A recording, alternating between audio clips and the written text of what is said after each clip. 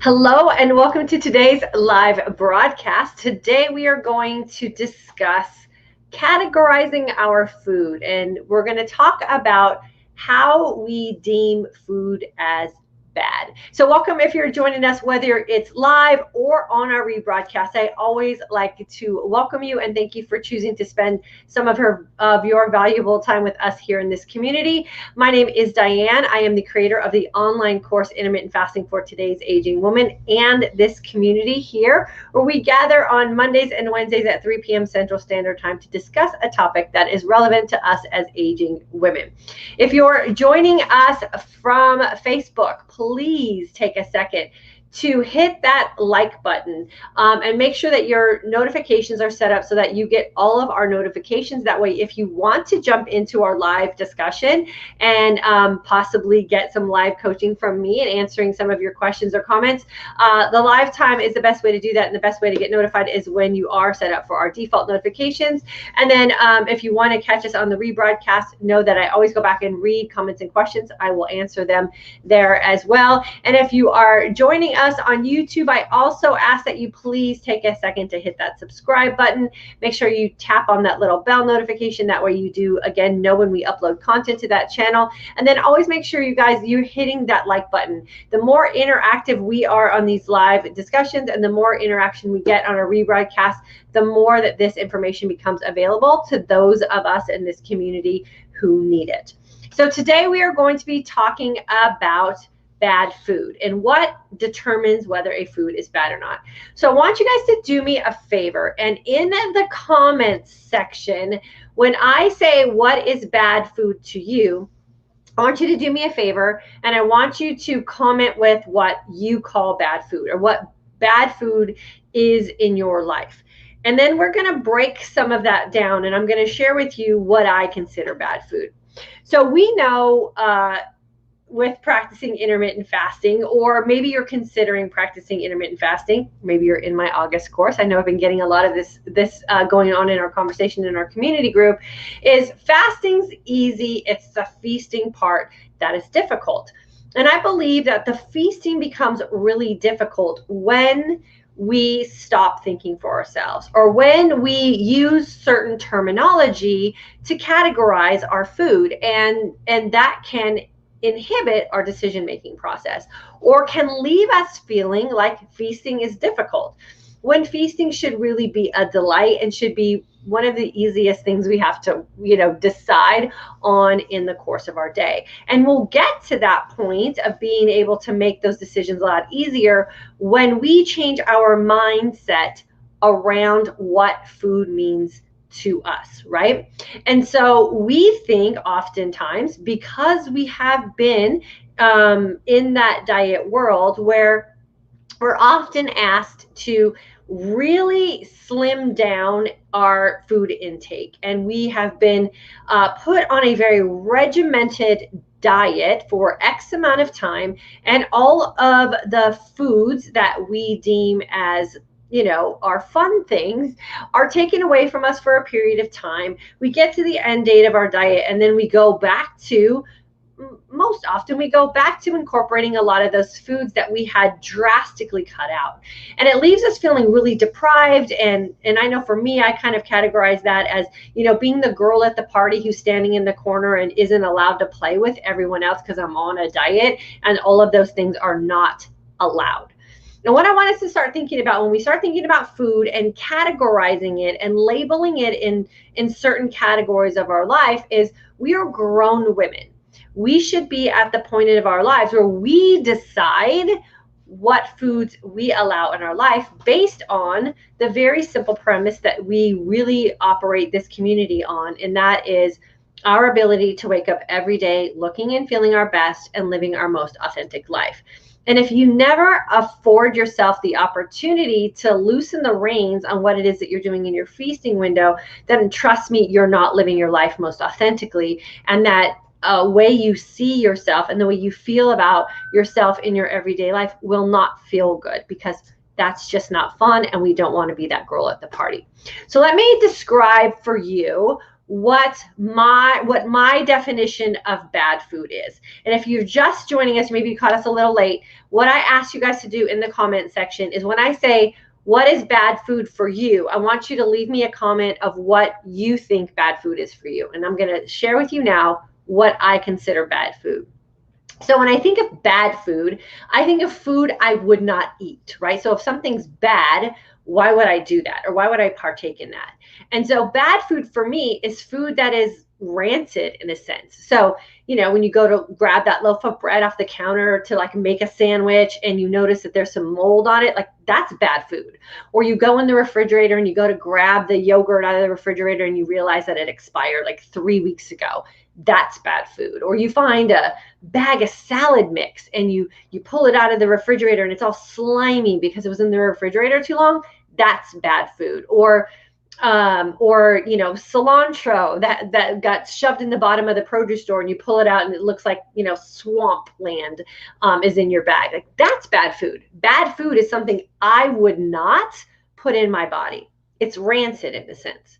What I consider food that takes me out of my everyday discipline of where I know that I am putting myself in an opportunity authentically to look and feel my best is what I consider my fun food, right? So it's the food that I incorporate into my lifestyle that I have created for myself and the foods that I have deemed appropriate for me because they still allow me to look and feel my best when I pull them in on occasion.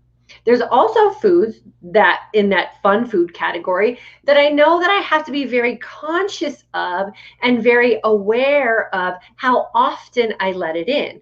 And then I have to put myself in check because the reality is fun food for me is standing around the island in my kitchen, having chips and salsa and guacamole with my family while we're all hanging out and discussing our day while we're making dinner. But if I did that every day, I would not look and feel my best because there's just not a whole lot of room in my life anymore for those fun foods all the time, right?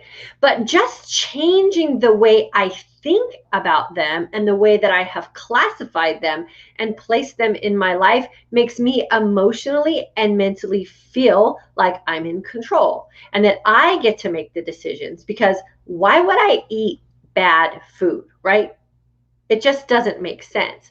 But I can afford myself the opportunity to have fun food in my life and food that brings me joy and food that we use as a celebratory event with our family. And then I just have to be very honest with myself that there are extras or those fun foods that are just extra and fun. And if I have a certain goal for how I want my physique to be, or I want my weight to be, or how I like to show up for myself, then I have to keep myself in check for how often I allow those things into my feasting window. And so what I want you to do is think about what you feel like when you talk about the foods that you're deeming bad. How does that make you feel emotionally? How does that make you feel physically, like, you know, as far as the emotions that you're feeling? And if you allow those foods in, how does that eventually lead you into feeling about your body, right? So how do you wake up the next day when you're letting those quote unquote bad foods in your life? And how often do you need to burn yourself with that experience before you're going to learn that that's just not working for you? And can you find a better option that you can place in your fun food category? Because fun food sounds like something that we all look forward to partaking in, and bad food sets us up for failure. Bad food puts us in that mindset of self-sabotaging. Bad food puts us in that place where we are not treating ourselves well. And what happens when we can continuously use that type of terminology and that type of framing about how it is we're taking care of ourselves, our mind starts to believe that. And our mind starts to believe that we are doing bad things to ourselves, and then it responds in the same fashion. But if you go into a situation where there are fun foods, then you go into it with a much healthier mindset and a much healthier emotional approach, and you don't feel like you are doing something bad to yourself. You'll come out the other end feeling so much better. So think about that as you're practicing your intermittent fasting, or if you're going in with the mindset of feasting is my struggle. you have to ask yourself why it's a struggle. We are living in an information society and an information time frame where we should not allow our own inability to do the research or our own inability to not listen to the signs and signals that our body is sending us as the excuse for making poor choices for ourselves.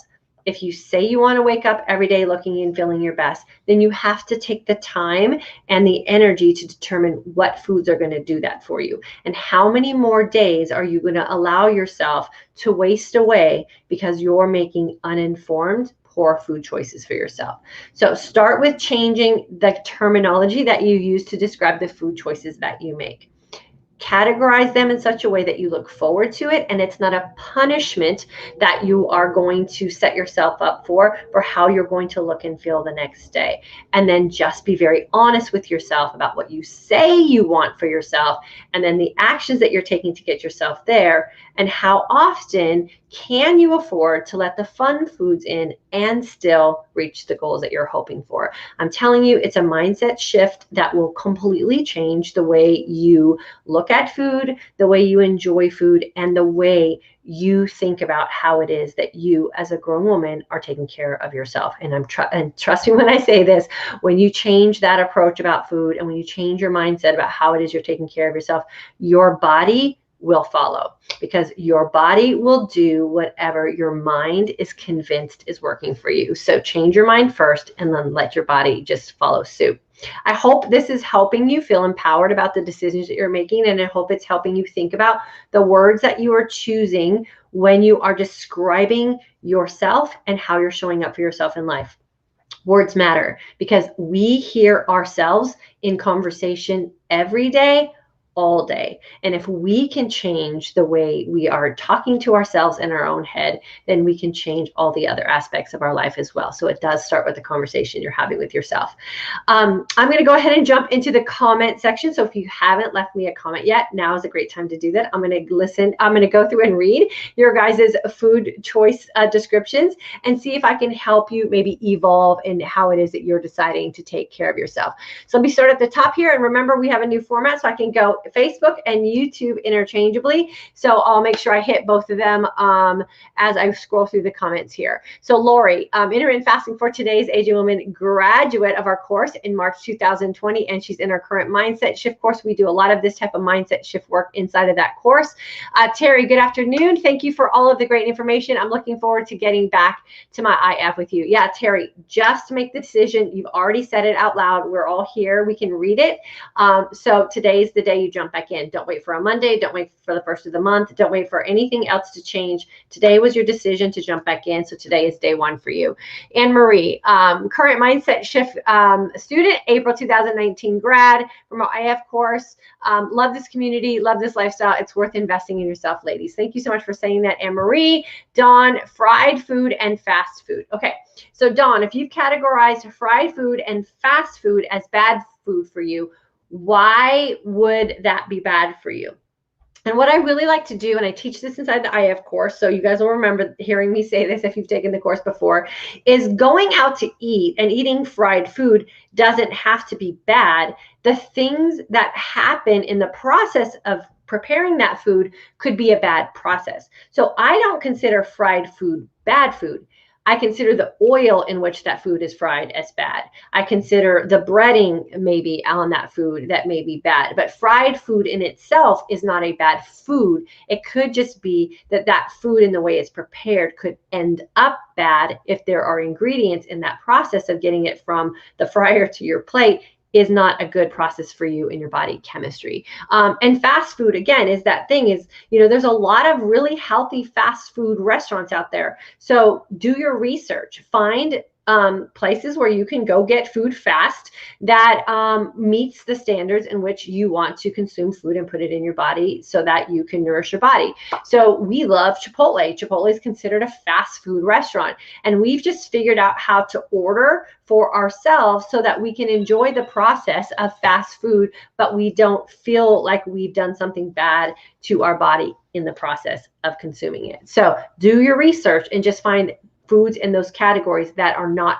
bad for you. And then you can consider that your fun food as well. Lori, high carbs and sugary food. Yeah, that can be definitely a bad food for sure if the carbohydrate load is something that your body can't break down, or the sugar you're consuming isn't being converted properly into your body. So again, that's an ingredients thing, and that's a way that one of those situations you want to do some research as well. Margaret, sugar, yes, sugar can be bad for sure. Donna, great topic, corn and corn products. Yeah, I've found that with corn too.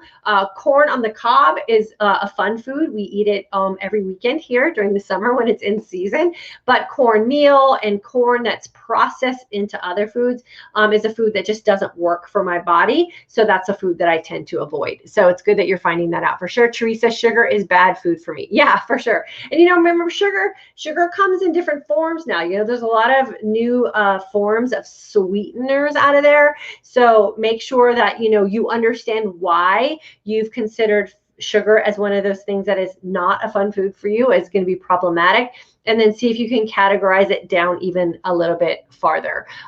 We know sugar is very problematic for us, but it is very unrealistic to think that you can avoid it altogether. So see if you can find some good substitutions in there and get you back on track for sure. Anita, snack foods in high sugar. Yeah, snack foods in high sugar can just be those empty calories that maybe you don't need and can be keeping you. That could be the one thing that's keeping you from reaching your goals for sure.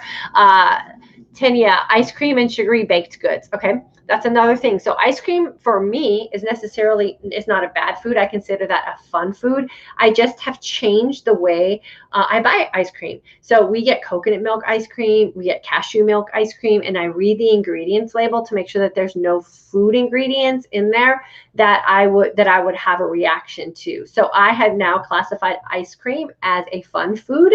I place it in my life where it's appropriate so I can reach my goals. And then I just make sure that I'm very conscious of the ingredients that are in there for sure. Anita, she's a 2020 IF grad. Phyllis, processed foods, yes, they can be very problematic for a lot of people. I agree with sugary foods. Wendy, hello. Michelle, January 2020 IF grad. I love ice cream. Okay, so Michelle, you're a perfect candidate for us to break this down. So ice cream, if you love it, you shouldn't have to go your whole life without eating ice cream, because ice cream in itself is not a bad food. There just might be components of the process in which they make the ice cream that might not serve you well. So read your ingredients labels. If it's the dairy aspect of ice cream that you have found to be problematic for you, go for a cashew milk, go for a coconut milk, and then consider it as one of those foods that's fun, and you just put it in where fun applies with food for you. Sheila, happy Wednesday, graduate of 2019. DJ, fast food and chocolate and soda. So sodas are those things that just have a lot of chemicals in it, and it's just the end result of consuming too much soda is not going to be a good thing for us. Fast food, again, I already kind of touched on that. And then chocolate. So chocolate is another one of those things that if you're eating chocolate with bad ingredients, it could definitely be something that's not going to serve you well. But there are plenty of chocolates out there that have really good ingredients in them and have been shown in some scientific studies to be really healthy for us. So do your research on your chocolate and find a quality chocolate, and then put that in your fun food category. And for those of you on my email list, we just found an amazing little chocolate treat that we're going to be sharing with you guys in email soon, because chocolate in itself is not bad. It just might be the chocolate that you have chosen that has an end result of a bad feeling for you. So see if you can do some research and find something that might suit you better. I can't imagine going the rest of my life without chocolate. So I've done the research and I found one that really works for me, and I put it where it's appropriate in my life for sure. Let's see, who else did I got here? April, white flour and sugar. So there's, again, lots of, great substitutions out there. So if you liked, baked goods or things made with flour, maybe getting a gluten-free kind of flour, or maybe adding in a substitution for a sweetener like a monk fruit or something like that is good as well. Chris, February Intermittent Fasting for Today's Aging Woman grad. She's in her mindset shift course with us. Chocolate, sweets, and baked goods are the bad for me and the ones that I miss. I don't miss fast food or salty snacks. Okay, so Chris, you again are another perfect candidate of just take those things that you enjoy out of the bad food category and find a better version that you can put into your fun food category, right? So if you liked baked goods, there's so many amazing healthier versions of baked goods out there with gluten-free options and soy-free options and dairy-free options, and just retrain your brain to think of those as foods that you're going to put in as a treat or something that's going to be a fun thing for you or something that you can look forward to. And then just make sure that you control how often they occur in your life so they don't take you out of the goals that you're hoping for yourself. But trust me, there are plenty of healthy alternatives out there. So don't go through your life feeling like you have to be deprived of the things that you really do enjoy. Fast food and cereal. Anita, there's another one. There's so many amazing, really healthy cereal products out there. If you can afford the carbohydrates in your feasting window and they're not going to knock you out of your goals, there's lots of really healthy cereal options out there as well. And then Mary Ann, the idea of bad food is chips and cheeses, Doritos and chocolate. It really does make me feel ill. Okay, so those are foods that you want to put on the do not consume list. And if there's something within that category that you just listed that you really feel like you're missing, don't deprive yourself. Just find a healthier version of them for sure. And the chocolate is the big one. There's lots of really good versions out there. Shamila, low fat, highly processed, high sugar food filled with artificial ingredients. Yeah, I have to say those are kind of bad for sure. And if they're the things that don't make you feel well or have those things that are questionable, just put them on the do not use list. But don't allow yourself the opportunity to say, oh, I'm eating bad. Just find options of foods that you enjoy that you can put in the fun food list for sure. Lori, love the clarification. Awesome. Yes, clarifying it and reframing it in our mind is a big deal for sure. Sourdough bread. Where did that go? Let's see. I have such fun foods. I think I missed a couple here. Yes, I appreciate the definition. I have fun foods I have to keep in check and remember to only use when making memories. Yeah, for sure. So we have a phrase in this community called don't miss memory making opportunities because of food, right? And so and we also have the little Johnny rule that we apply as well. So when my daughter just had her birthday, that falls in our little Johnny rule guidelines, right? We celebrate birthdays for people in our immediate family and everybody else. I'm just not going to eat cake for them. And so my daughter had a very clear list of the things that she wanted to have for her birthday that were fun for her and food oriented. And we partook in all of them. And we just found the best versions for ourselves as well. And then when her birthday day was over, we end the celebration because we had an experience with her. We made some memories, and then we can give ourselves permission to back ourselves out. Janet, hello, girlfriend. Anita, you're welcome. I'm glad it was helpful. Michelle, I like the rename Fun Foods. Yes, for sure. It is just a mindset shift in how we categorize things. We're not toddlers who need to have our hands slapped because we put our hand in the cookie jar, right? We know how to regulate ourselves when it comes to food. We have the experiences from the past and we're grown-ups. We should take the time to learn how to figure out what foods work best for us. And if we keep going back to those foods that don't work best for us, then we have to ask ourselves why that is. Like, what is that thing that's holding us up? And why can't we do what we say we want for ourselves? And sometimes that takes a little bit of deep internal soul searching to figure out why it is we keep going back and putting our hand in the fire or the flame, so to speak. And we need to figure out how to end that cycle so we can live happily around food for sure. Highly processed foods. I have graduated June 2020, current mindset shift student trying to eat clean. Okay, so eating clean is another one of those things. We'll do a live on that too. Like, what does eat clean mean? Do you wash your food? Like, what does clean eating mean? And you can't find a real clear definition of that. So you have to make sure that when you're eating clean, that you have clearly defined what that means for you based on what you want to have for yourself, so that you can wake up every day looking and feeling your best and living your most authentic life, because clean eating means different things for other people. So make sure that you define that for yourself very clearly. Janet, I say some fun food for when I am not at home, not in the house, not tempted. That's a smart thing to do for sure. Heather, January 2020 grad, I eat great food. I have I have a faulty off switch. I eat too fast too. I eat super fast too, and I'm constantly having to put myself in check. And one of the things I've done is I just prepare smaller portions, and when it's done, it's done. It doesn't matter how fast I eat it. Oftentimes, if we over portion our food and we eat fast, we have the habit of clearing the plate and we don't stop to think about our fullness feeling, or are we feeling satiated, or are you just eating for the sake of eating? So if you're one of those people who eats quickly, start by just decreasing your portion size and then giving yourself the opportunity to check to see if you need more. Margaret, I'm such a bread and pasta lover. So if you're a bread and pasta lover, that doesn't mean that bread necessarily has to be bad if it's not bad for you. Just put it in its appropriate place, and there's lots of great new alternatives to pasta as well, with bonza pasta and chickpea pasta and turmeric pasta and all those kind of things. And just don't make it the main course on your plate, and just have it as an addition or a condiment, so to speak, and then you can enjoy it and you don't have to feel like you're missing out. Let's see, Sheila, I get very upset with myself when I let certain bad foods in. Bad foods for me are sugary foods. I get horrible pain from this due to my RA, so I try to avoid knowing how bad my body reacts to the next day. So if you have those things that you've clearly defined and it does make you feel like you're in pain, I always say that there's no food that tastes as good as me having an amazing day, right? So I'd rather have the taste of an amazing day in my mouth than the taste of something sugary or something that I deemed doesn't work for me. So you have to put your feet in the sand on that one and just say that are no longer allowed in your life, because you don't want to miss out on a day because of a food. Make your life and how you feel more important than how a food tastes, for sure. So that's another little mindset trick we work on. Chris, food with no breaks, need to keep it out of the house. Yeah, for sure.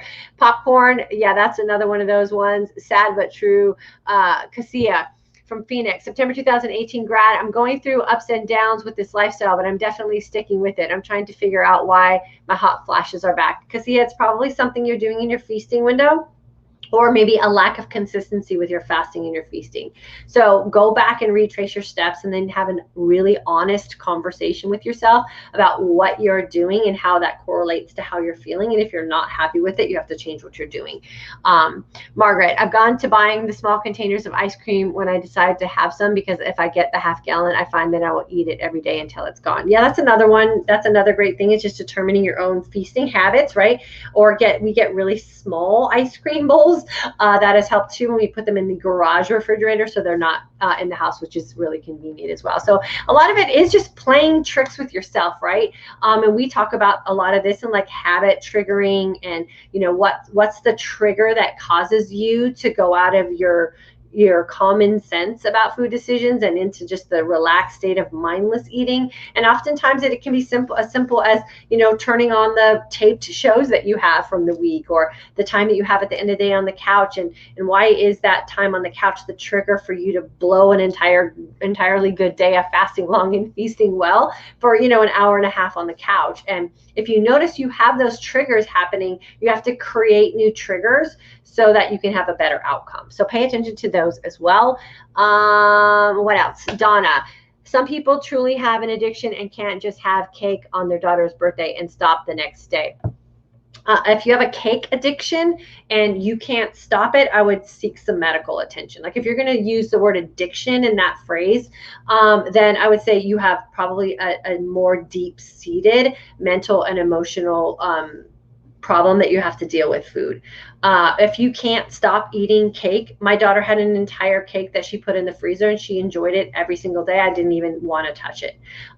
If you have a problem with something like that, throw it in the trash, put it down the garbage disposal, whatever you have to do to get rid of it. But if you think you really have that bad of an addiction problem, you either need to go get some medical help for that, or you need to just be honest with yourself about the word addiction and how you're using it kind of flippantly as an excuse to make bad choices for yourself. So I don't play games with words like addiction, because there are some women who have some really serious health issues because of that. So make sure that you're using that term correctly to describe yourself, for sure. Cassia, sweets and grains. Yeah, so again, just find some alternatives for that, or put them in their place so that you don't have to feel like you're deprived if you feel like you're going to be missing out on that, for sure. Okay, so I want you guys this week to stop yourselves in your tracks when you are talking to yourself or you're talking out loud and you're describing the food that you as a grown conscious woman are deciding to partake in. And if you truly believe that a food is not serving you, take some time to consider why it is you keep going back to that food, and or is there an alternative that might serve you well? Or if you have just classified some foods as foods that you totally just enjoy mentally, physically, and emotionally, and you can't imagine your life without it, just make sure that you're putting it in its proper place in your life and you have found the best version of that food so that the ingredients that are put in that in the process of making it aren't going to throw you off track.